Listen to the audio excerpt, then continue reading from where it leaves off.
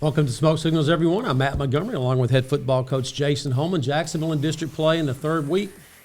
Coach Chapel Hill, everything that you thought they were going to be.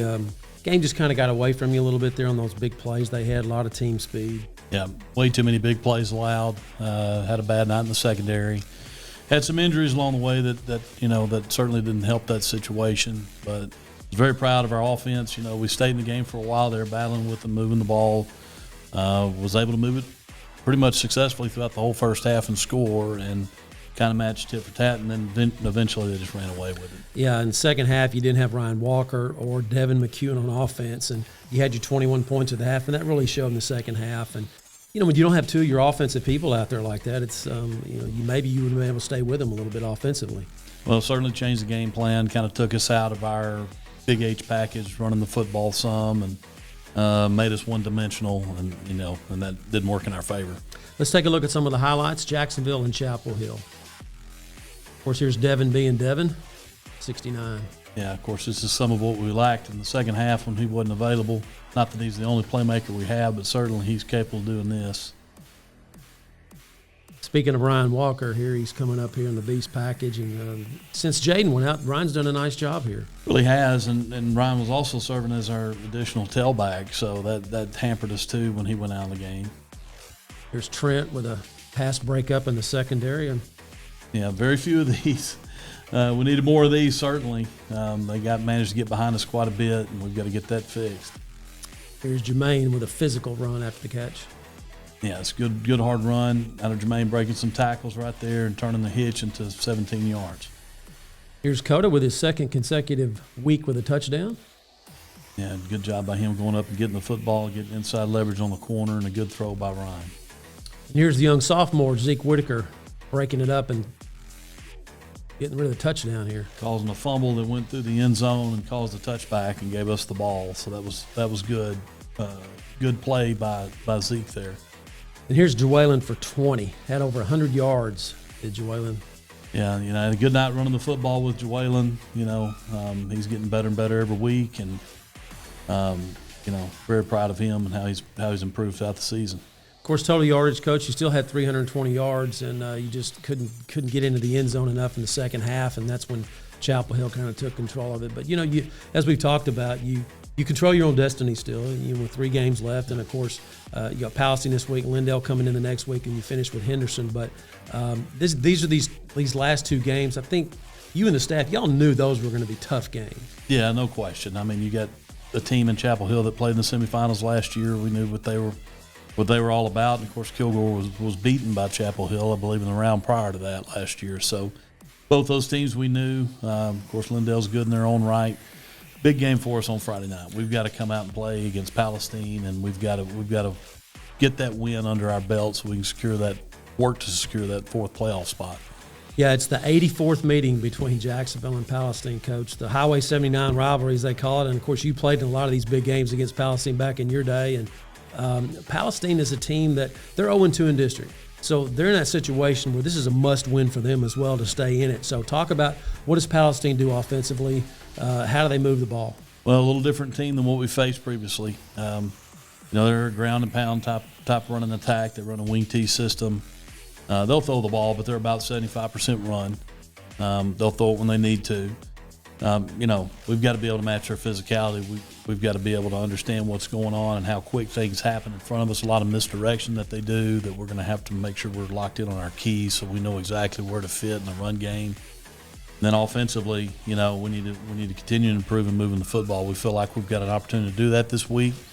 Got a couple of things that we're having to do additionally that we hadn't been doing because of the injury situations. Guys having to step up and fill in some roles. So getting all that worked out where everybody knows what they're doing on Friday night is a challenge. Coach, the game, going back to the Chapel Hill team, it was 21-7 Palestine over Chapel Hill a couple of weeks ago. That got my attention. And then Chapel Hill just blew them out in the second half. What happened in that game when, Palestine's up by that much at the half on Chapel Hill? Well, kind of like we were able to. They were able to run the ball on Chapel Hill early. And, they played at 3:30 in the afternoon. I'm not sure whether that had anything to do with it or not, but I'm sure it probably threw some kids off their routine. But They just came out early on and just ran the ball at them and successfully moved it down the field and got some scores out of it before Chapel eventually caught up to them. And in fact, going in the third quarter, Palestine turned the ball over, I think, 2 or 3 times on key possessions right there that kind of let them back in. One thing that Palestine does offensively, I think you mentioned this the other day at practice, we were talking, that they do shift into a spread offense of some kind. They don't just run that wing tee off all the way. They're very multiple in their formations. They'll be one time they'll be loaded up in a wing tee formation, and then they'll jump out to an empty set. So there's a lot of formation recognition that has to go on for us to get aligned properly. Defensively, what do they do well? They play hard. They swarm the football. I think we've got some opportunities up front to move the ball a little bit on them. They've got one good end in particular that we've got to make sure we secure and take care of. I think there's some holes in the secondary that we can take advantage of. They're certainly not Kilgore defense or anything of that nature, but they play hard and they swarm the ball.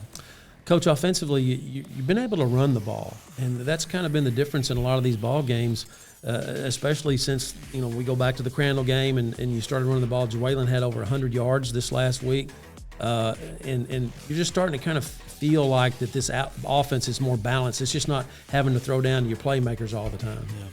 Well, again, we've talked about it before, not being one-dimensional, having that two-way attack that you can do. You can throw it and get behind them, or you can run it and gain positive yardage, and that keeps the defense off balance, just keeps them from teeing off on you, knowing exactly what they're doing. So they've got to be smart in how they approach us.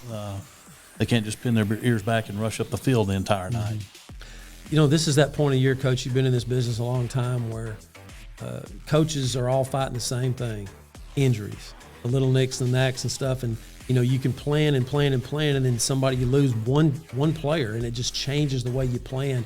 And this is that part of the year where that's happening to everybody. Yeah, no question. We meet over the weekends, of course, and we talk as a staff. Hey, no options are off the table.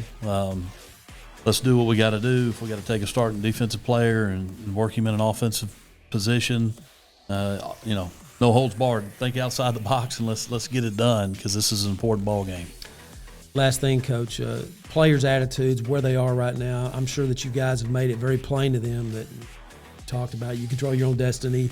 You got to go 1-0 every week and worry about Palestine, because this is sort of like your first playoff game almost. Yeah, it really is from here on out, because they're very important games, and obviously we're fighting for that 4th playoff spot, which could turn into a 3rd. Who knows how it could turn out, but we got to get that secured, and this game Friday night is the first key to that. Keys to the win: taking care of the football. Staying balanced in our attack, I believe, is a huge key for us, as you've mentioned. And, of course, defensively, just matching their physicality in the run game. We've got to be able to match it, and we've got to make sure that we're on our keys and we're not getting fooled by anything that they do, because they will slip a pass in. They'll run it 3 or 4 times and get you coming upfield, and then they'll try to go behind you. So need a very disciplined approach defensively, and we've got to have some great tackling too. It's the Battle of Highway 79 at Wildcat Stadium. Kickoff coming up at 7:30 here on JHS-sports.com. For head coach Jason Holman, I'm Matt Montgomery. We'll see you next time right here on Smoke Signal.